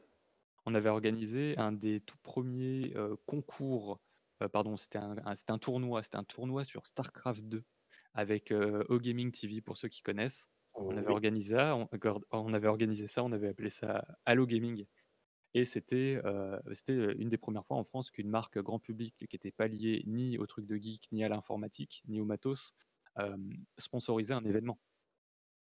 Je veux dire, avant, il y avait pas des marques random, genre Toyota qui sponsorisaient des événements, e-sport, quoi. Il y avait pas et je voulais qu'on soit les premiers. Donc ouais, Twitch me parle. Twitch, c'est un truc que je connais. Faut pas se fier à ma chaîne. Donc ouais, je trouve ça exceptionnel. Ne serait-ce que parce que, tu vois, là, on est capable d'avoir un broadcast en direct. Je suis actuellement dans mon salon dans les Landes, avec, ma plus belle vie, hein, concrètement. J'ai même mon vélo elliptique derrière, vous voyez, c'est incroyable. Et toi, je sais même pas où t'es. Tu où? Moi, je suis à Montparnasse, à Paris. Tu vois, tu à Montparnasse à Paris, là où j'habitais avant d'ailleurs. Marrant. Ah ouais? Ah ouais, j'habitais dans le 14e, Convention. Pardon, Pernetti. Et en même temps, on est diffusé sur le Twitch d'une école du web qui est située au Palais Brognard, et il y a des gens de n'importe où en France ou dans le monde qui nous regardent avoir une discussion tout à fait formelle, et détendue. C'est dingo. Si je veux partager mon écran ou partager la manière dont j'utilise un logiciel, j'ai 2 clics à faire et je vous le montre. Enfin, c'est exceptionnel, et bien sûr qu'il y a une hype de Twitch, qui s'est, en plus ravivée du fait du confinement, puisque tout le monde était bloqué chez soi, et parmi tous les moyens incroyables qu'on a mis à disposition pour réussir à communiquer tous ensemble, il y a eu une vraie montée en puissance de Twitch. C'est normal, mais merci Amy d'avoir mis le lien de ma chaîne, dans Bah le ouais. chat. Et il y a un live, jeudi soir, je vais jouer à Overwatch. Mais ouais, Twitch exceptionnel. Les interactions qu'on peut avoir avec les viewers, c'est fantastique. Je veux dire, les gens qui regardent un champ de Twitch rentrent sur une chaîne et de facto peuvent s'inclure dans une communauté qui est propre non pas au réseau social, mais bien aux streamers, aux producteurs de contenu. Et je trouve ça génial et je trouve ça incroyable la manière dont Amazon, après avoir mis la main sur Twitch, a réussi à faire une solution quasiment clé en main pour, libérer complètement la créativité des gens, pour peu qu'ils s'y intéressent un petit peu, et en plus leur permettre de vivre de cette créativité, beaucoup plus facilement que pour un youtubeur. Heu, je trouve ça intéressant justement de parler de YouTube aussi parce que, pour être un youtubeur de qualité aujourd'hui, il faut avoir des moyens de production exceptionnels. C'est-à-dire que la barre à atteindre, le niveau à atteindre pour être considéré comme un youtubeur absolument à suivre, et cetera, la barre de qualité, elle est devenue giga haute. Elle peut même paraître impossible à aller chercher aujourd'hui quand on voit la qualité de production dont certains sont capables. Alors que sur Twitch, la qualité pour être bon, elle est encore basse, elle est encore accessible. Je veux dire, s'il y a un moment pour se lancer sur Twitch, c'est maintenant. Enfin, c'est encore accessible, même pour les marques, c'est intéressant. C'est intéressant. Je prends un exemple, mais il y a un jeu vidéo qui est sorti récemment qui s'appelle Valorant. Heu, un des premiers trucs qu'ils ont mis à disposition pendant la bêta, c'était un overlay, c'est-à-dire un habillage pour que les gens qui diffusent sur Twitch, comme on a sur la chaîne, hein, là, ce que vous voyez sur la chaîne de l'EMI, il y a les 2 caméras et il y a un fond, et cetera. Tout ça, c'est ce qu'on appelle l'overlay. C'est, la quels éléments on va disposer sur l'écran, où est-ce qu'on va mettre le chat, est-ce qu'il va y avoir des interactions possibles avec le chat en rapport avec la vidéo, et cetera. Tout ça, c'est l'overlay. Et bah, le premier truc qu'ils ont fait en sortant leur jeu vidéo, c'est de sortir un overlay pour Twitch, parce qu'ils considéraient qu'évidemment, c'était un jeu qui se streamait, devant un public. Donc eux, ils se sont emparés du truc, voilà, ils ont joué le jeu. Borderlands 3 aussi. Et j'ai l'impression qu'on a de plus en plus d'utilisation non vidéoludique de Twitch, ce que je trouve intéressant et ça en dit beaucoup sur l'évolution aussi de notre société. Heu, on a vu, récemment un homme politique arriver sur Twitch. On a vu un homme politique arriver sur Twitch. Je trouve ça extrêmement intéressant. Et d'ailleurs, on en profite pour remercier énormément Andrea Teleki, qui est l'autrice de ce sympathique overlay. Et au passage, Louis qui s'occupe de la régie, parce qu'effectivement, la régie, elle, est encore plus loin en province, enfin en banlieue. Donc, Je me souviens très bien de Andrea, puisque j'ai eu le plaisir de la voir, dans mes cours. Heu et c'est dingue parce que non seulement c'était une élève exceptionnelle, très, très douée dans tout ce qu'elle entreprend, mais en plus, elle fait des overlays sur Twitch. Beh, je suis soufflé là, qu'est-ce que tu veux que je dise? Non, Pour, mais pour qu'est-ce que tu veux que je dise? Voilà, il y a c'est, c'est c'est c'est sa première expérience sur Twitch. On cherchait absolument quelqu'un pour nous filer un coup de main parce que ni Louis ni moi ne sommes designers.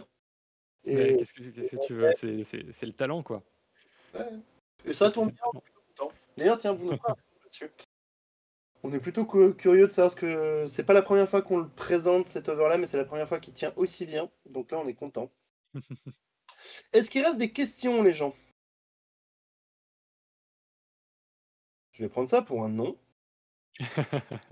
Bien. Et bah du coup, je vais finir par moi une question. Ouais. Qu'est-ce que tu as comme conseil à donner à nos chers petits alors, tu choisis la langue que tu veux, soit d'un point de vue pro, soit d'un point de vue perso, soit d'un point de vue scolaire, soit d'un point de vue gaming. Toi qui Écoute, vraiment. s'il y a un truc sur lequel je suis pas un imposteur, c'est que je suis probablement le daron ultime. Mhm. Je suis probablement le daron ultime et j'ai envie de donner des conseils à tout, sur tout le monde, que ce soit sur la vie, les choses, les peurs, les craintes et cetera.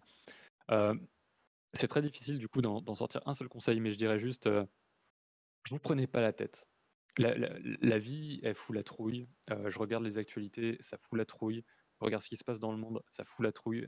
Je regarde, certaines familles, ça fout la trouille. Je regarde, tout vraiment. Je regarde ma fille et j'ai la trouille pour elle.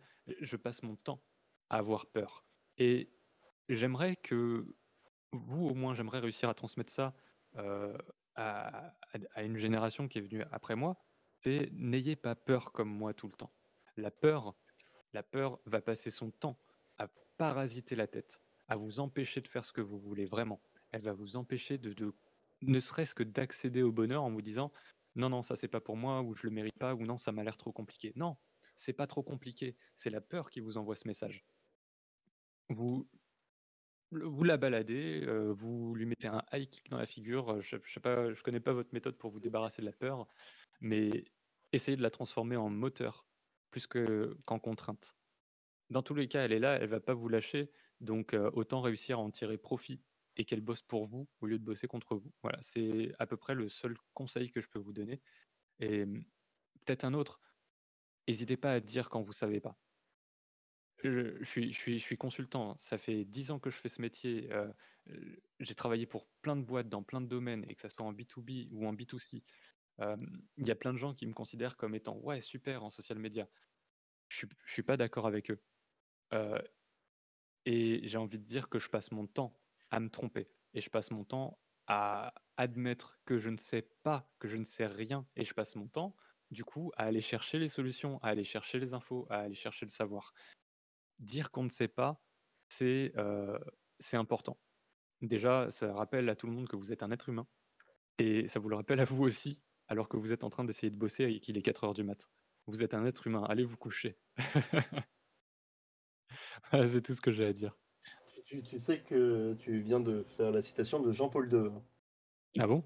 Et Jean-Paul II, la citation qu'il a voulu garder sur la totalité de sa carrière, si j'ose dire, c'est n'ayez pas peur. Pour de vrai. Oh merde! Pour te dire. Alors, il y a deux petites questions qui ont popé avant la fin. Des chaînes YouTube, compte Twitter à recommander relatifs au marketing et com. Je t'avoue que de tête, c'est un peu compliqué, à sortir. Si tu veux si tu veux suivre des comptes Twitter, avec le compte Twitter de ma boîte qui s'appelle GetSD Consulting, je suis uniquement des comptes qui sont généralement liés, au marketing, à la com, c'est-à-dire d'autres agences, d'autres communicants. Jette un œil du côté, de mon compte, comme ça tu vas dans ces abonnements et tu trouveras des petites ressources, sympas, que ça soit pour la veille, ou que ça soit pour, bah, créer ton réseau, de communicants et d'agences. Donc voilà et il y en a dans toute la France. Il y en a à Paris, Bordeaux, Lyon, je suis assez agnostique sur la région, quoi. Et dernière question, alors que je vais tourner un peu différemment de Matsan. J'ai une question avec le confinement. Beaucoup de métiers sont démocratisés niveau télétravail. Tu penses que le métier de CM, SMM va complètement passer en télétravail à terme? Alors, cette question m'intéresse et la question au sens plus large de l'impact selon toi de cette crise sur Le social media en règle générale et les métiers du social media. Je fais que t'entendre. Alors, je vais vous dire ce que j'ai observé. Moi, c'est simple, je bosse en indépendant. J'ai fait ma structure, j'ai fait ma boîte et je gère 99% de mes contrats depuis chez moi. Plutôt cool. Mais la crise, ouais, je l'ai vu passer. Je l'ai vu passer. Pour rien vous cacher, j'ai même commencé à discuter, au sujet d'un projet avec un tour opérateur européen, juste juste avant cette crise du coronavirus et la fermeture de tous les aéroports. Autant vous dire que ça s'est pas fait. J'ai perdu énormément de projets, car même s'ils n'étaient pas liés au déplacement ou, à des mouvements de territoire et cetera, les boîtes pour lesquelles je bossais, elles, étaient à l'arrêt parce qu'il leur manquait toute une frange de collaborateurs, pour continuer à produire des objets ou, pour continuer à faire tourner un site web ou des stocks ou et cetera. Bref, on s'est tous retrouvés impactés et j'ai perdu 90% de mes contrats. Le seul contrat que j'ai gardé, c'est un contrat avec un pure player web qui, lui, est un média d'information. Donc, ouais, la crise, on l'a senti passer. Oui, il y a énormément de boîtes qui ont commencé à regarder le télétravail autrement. C'était quelque chose qui était genre hors de question avant le télétravail. C'était des cas très particuliers, c'était des boîtes aussi très particulières. C'était pas du tout quelque chose de démocratisé. Mais là, elles n'ont pas eu le choix. Et j'ai envie de dire, ça s'est fait un peu dans la douleur puisque, il y a plein de boîtes qui ont eu du mal à se mettre au télétravail, non plus à cause des a priori qu'elles avaient dessus, mais parce qu'elles n'étaient pas du tout dimensionnées ni prêtes pour ça. Comment je garantis à mon salarié, du matos pour qu'il puisse travailler chez lui? Rien que cette question-là. Comment je garantis à mon salarié, heu, la sécurisation des données entre chez lui et le serveur de l'entreprise? C'est un autre truc bête, mais la question elle se pose, c'est du travail et c'est de la mise en place, ça prend du temps. Dernier point, est-ce que mon salarié, heu, peut substituer quelques jours, le temps que je récupère du matériel pour lui fournir, avec son propre matériel et sa propre connexion internet? Je lui fais subir des coûts, je lui fais subir du stress, je lui fais subir un nouvel environnement de travail. Alors oui, forcément, ça prend du temps, mais je pense que cet accouchement dans la douleur, du passage au télétravail va remettre beaucoup de choses en question pour plusieurs raisons. La première, c'est que le plus gros du travail, il est fait. On a vu que les gens en étaient capables et que les entreprises aussi. La deuxième, c'est que maintenant on est équipé. On est équipé. Et la troisième, c'est que comme on ne sait pas s'il va y avoir des reconfinements ou d'autres scénarios qui vont nous amener à devoir refaire du télétravail, eh bien, on est bien obligé de réfléchir en gardant en tête ce côté télétravail ou travail à distance. Ça, ces 3 points-là font que pour moi, oui, le télétravail va prendre de l'ampleur, forcément. Et donc, oui, je pense qu'il y a beaucoup de petites situations de community management qui sont aisément gérables à distance. Je le fais pour des très grosses boîtes et je l'ai fait aussi pour de très grosses boîtes. Le tout sans bouger les fesses de cette magnifique chaise. Voilà. Voilà, avec cet écran-là, pour travailler et cet écran là-bas que vous ne voyez pas pour regarder Netflix en même temps. Bien sûr que c'est possible de faire du télétravail. Maintenant, j'aimerais faire un petit point sur le télétravail avant, enfin, tant qu'il nous reste un peu de temps. J'en ai Ouais. parlé vite fait, sur Twitter à titre personnel. C'est pas quelque chose de fait pour tout le monde. Hem, on veut peut-être pas l'entendre, mais c'est pas quelque chose de fait pour tout le monde. Quand je me suis lancé en télétravail, honnêtement, au début, heu j'avais beaucoup de mal j'avais beaucoup de mal à avancer sur mes projets parce que je me levais un petit peu à n'importe quelle heure, je me couchais aussi à n'importe quelle heure. Je trouvais que travailler à 3 heures du matin, c'était une heure tout à fait, logique et légitime pour travailler et surtout parfaitement sain. Heu, C'était faux. Donc ouais, le télétravail, c'est pas fait pour tout le monde. Il faut s'organiser, il faut réussir à se faire, plus ou moins des to-do list, faut se trouver son rythme et le confinement et donc tout le télétravail qui a été avec, ça a permis à des gens de se rendre compte, pour certains, ça a été une vraie révélation, genre vraiment genre: «Ah mais putain, c'est incroyable, c'est ça le télétravail, mais je suis 10 000 fois plus productif, c'est fou!» Ouais. Tu vois? Et tu fais ce que Et tu inversement gagnes. non mais inversement, il y a plein de gens qui sont arrivés chez eux et qui se sont dit: «C'est horrible le télétravail!» Mais moi, je suis tout seul chez moi avec mon chat, puis en plus, mon bureau, il est pas du tout fait pour ça. Moi, je rentre chez moi, je regarde Netflix avec mon PC portable sur mes jambes, dans mon lit, tu vois? Je suis pas du tout équipé, heu, je suis enfermé dans la même pièce toute la journée, j'ai pas de collègues, tu vois? C'est là où les Donc gamers dominent le monde, en fait. Nous, on est bah, les équipés les de travail les depuis. gamers avaient cet avantage-là, ouais, clairement. Mais oui, c'est aussi quelque chose, de personnel, le télétravail, bizarrement. Tout le monde n'est pas fait pour ça et il y a des gens qui sont 10 000 fois plus productifs quand ils sont dans un cadre de travail, avec un environnement de travail, avec une machine à café gratos au travail, plutôt que, chez eux, avec, le chat qui braille à côté, les voisins bruyants, juste pas de pas de d'animation, avec des collègues qui passent ou autre. Chacun chacun devrait pouvoir travailler, c'est un avis perso, mais chacun devrait pouvoir travailler dans le contexte sur lequel il est le plus à l'aise. Parce que on n'est pas le plus productif sous la contrainte. On est le plus productif quand on aime ce qu'on fait et quand on le fait dans de bonnes conditions, que ça soit de sécurité, de respect et d'échange, quoi. C'est c'est vraiment les seules conditions qu'il faut pour être le plus productif, quoi. Juste Juste je sais pas si je travaille avec un outil de merde et qui me frustre toute la journée, bien sûr que je vais être beaucoup moins productif que si je travaille sur les outils que j'ai l'habitude d'utiliser, sur lesquels je peux faire les trucs 5 fois plus vite. Juste, je j'aimerais bien faire un talk là-dessus sur ma chaîne, plus tard justement sur, sur ça, mais ouais, c'est un gros sujet. C'est un gros sujet en tant que société, en tant que génération, et en termes d'évolution du travail.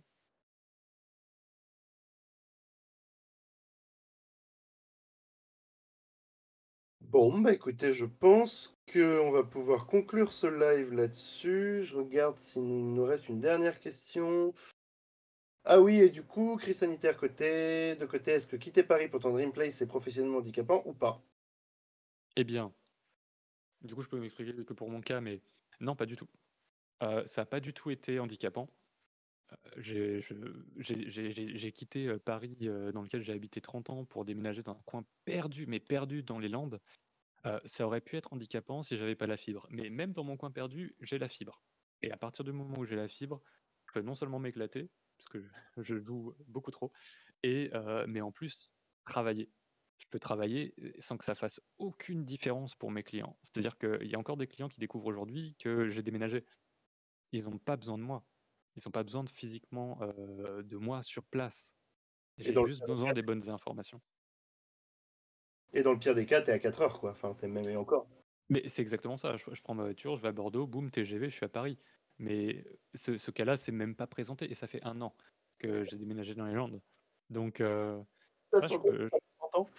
Bon, il y a je peux aussi le côté où tu avais un réseau, effectivement, en partant. L'énorme ouais, avantage, t'es pas parti les mains vides, t'es parti avec tout le réseau que tu connaissais, etc. Et c'est puis, ça. Mais ce que je veux dire, c'est que, j'ai pas de j'ai essayé de chercher, hein. J'ai pas trouvé de contrat local. mm. Et ça, je pense que c'est intéressant à noter. C'est-à-dire que le gros de la communication, finalement, reste concentré, en tout cas dans mon secteur, reste concentré à Lyon, à Bordeaux, à Paris et éventuellement parfois à Lille, où il y a quand même un pôle communication qui prend de l'ampleur, hein. Il y a vraiment un petit réseau d'agences et tout qui se met bien. Donc, au final, je pourrais être n'importe où en France, j'ai envie de vous dire, j'ai même envie de retourner à l'île Maurice. Et ça changerait rien à mon Et non, travail. que dalle. D'autant plus qu'avec l'île Maurice, on n'a que 1 à 2 heures de décalage. Bah ouais. Tu penses quoi des entreprises qui passent en full remote du coup? Alors, c'est pas une solution. Non, bien sûr que non, c'est pas une solution.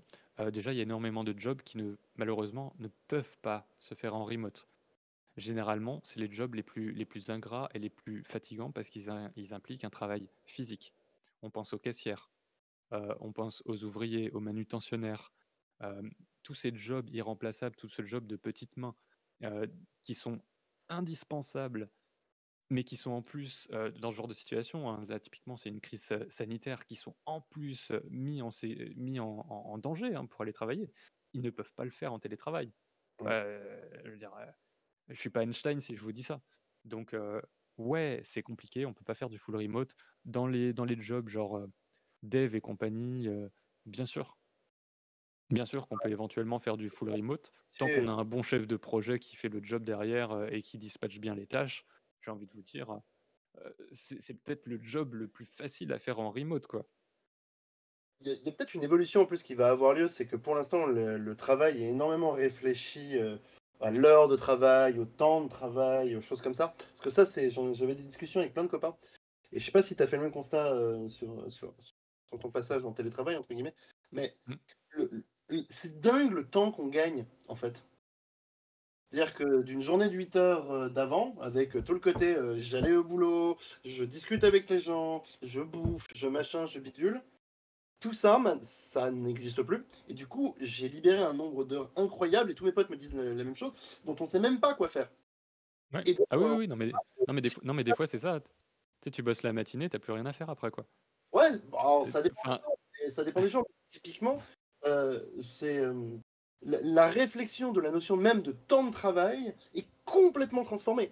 La notion d'objectif de travail, ça tu l'as toujours, de qu'est-ce qu'il faut que tu accomplisses aujourd'hui, mais en fait, à la limite, que savoir que ça va te prendre 1 heure, 2 heures ou 4 jours, on s'en fout en fait. Et ça a complètement été transformé. Et ça va énormément de temps. C'est surtout du temps gagné pour soi, dit Neo Zelden. Neo Zelden qui est donc Raphaël Moret.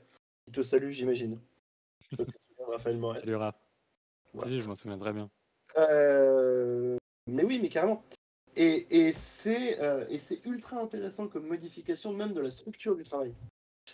Quelles sont selon toi les évolutions possibles de nos métiers ultra digitaux vis-à-vis de l'impact environnemental de nos chers data centers qui sont de plus en plus montrés du doigt? Ouais, c'est un vrai questionnement, hein. Alors, je suis pas un expert, en conversion énergétique, et en rejet de CO2, mais je suis quand même conscient et un minimum informé sur le fait que oui, stocker des données, produire des données, acheminer des données produit, une empreinte carbone et que celle-ci va en grandissant. Alors honnêtement, je suis pas légitime pour parler de ça. J'ai envie de répondre, hein. J'ai envie de répondre, de dire que, ouais, c'est la merde et que oui, ça va pas aller en s'arrangeant, mais du coup, qu'est-ce qu'on fait? Et ça, là-dessus, j'ai pas de solution à apporter, donc j'ai pas trop envie d'avancer sur un sujet que je maîtrise pas. Alors, moi, je peux répondre. Moi, Mmh. j'ai le phénomène inverse du complexe de. Alors, en fait, moi, j'ai lu quelques études sur le sujet. Euh,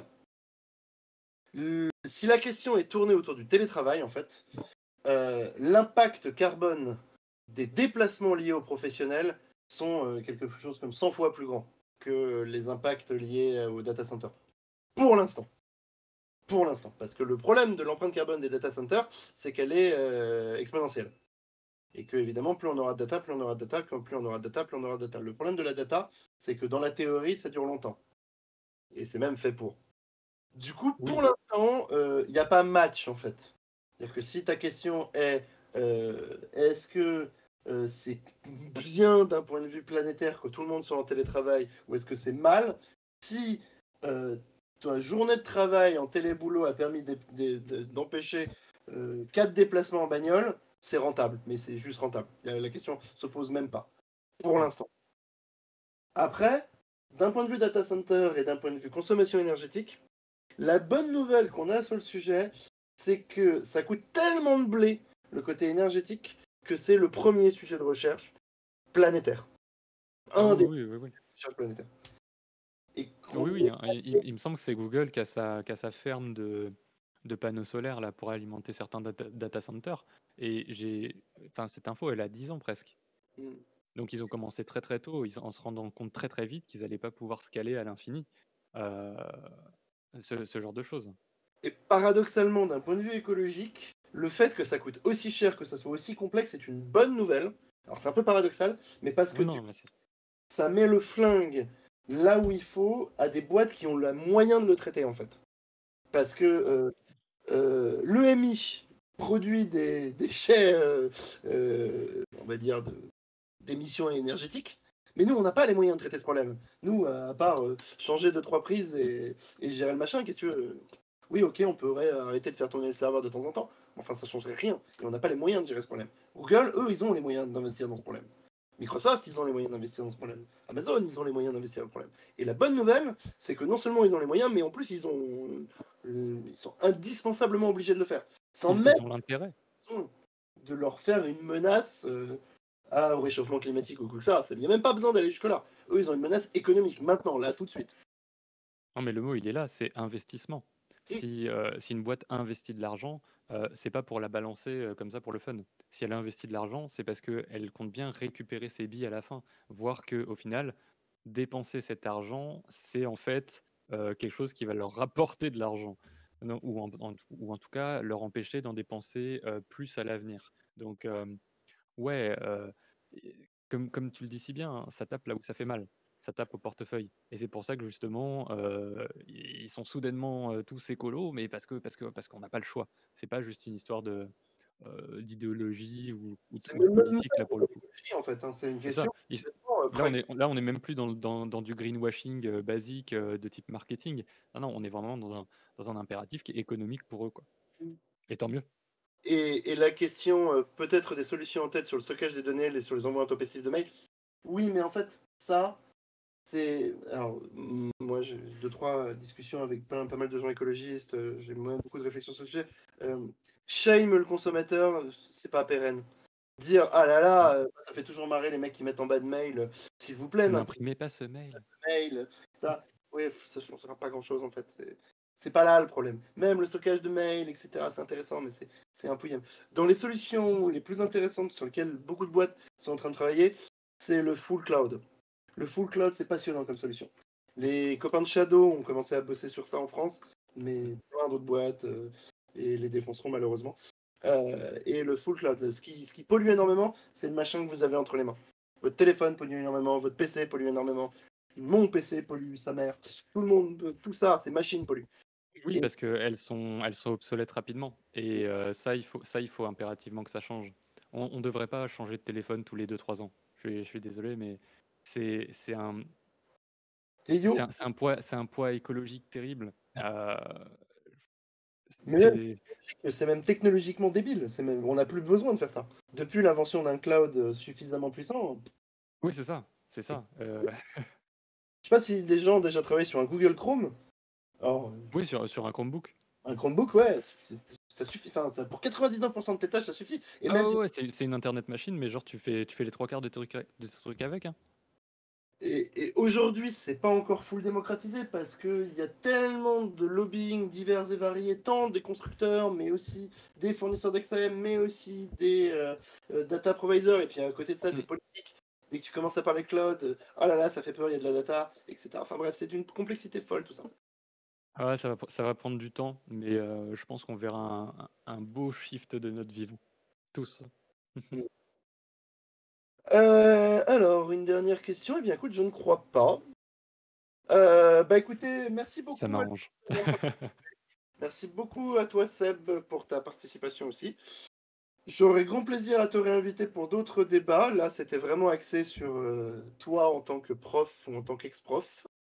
Mais j'ai déjà en tête quelques sujets, dont un qui me tient énormément à cœur en ce moment, qui est jeux vidéo et vie professionnelle.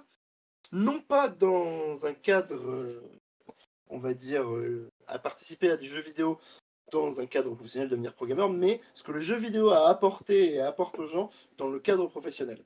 Eh Je bien, je garde une anecdote extrêmement croustillante là-dessus pour ce moment-là. Faisons du teasing, moi aussi Je, j'en ai je fait. fais je fais du teasing, mais globalement, si je suis là maintenant, là devant vous aujourd'hui, c'est grâce à World of Warcraft. Et ça, j'en parlerai avec toi si tu veux. Ouais, bah, eh bah indirectement, moi aussi, en fait, voire même directement. Non, terriblement directement. Bref, on en reparlera. Écoutez, du coup, merci à tous, à bientôt. Et puis, bah, pour tous ceux qui veulent suivre les streams de l'EMI, n'hésitez pas à vous abonner, particulièrement sur Facebook, à rejoindre le Discord, à rejoindre des trucs, les différents social médias, on annonce à peu près partout. La bise à tous, ciao, à bientôt.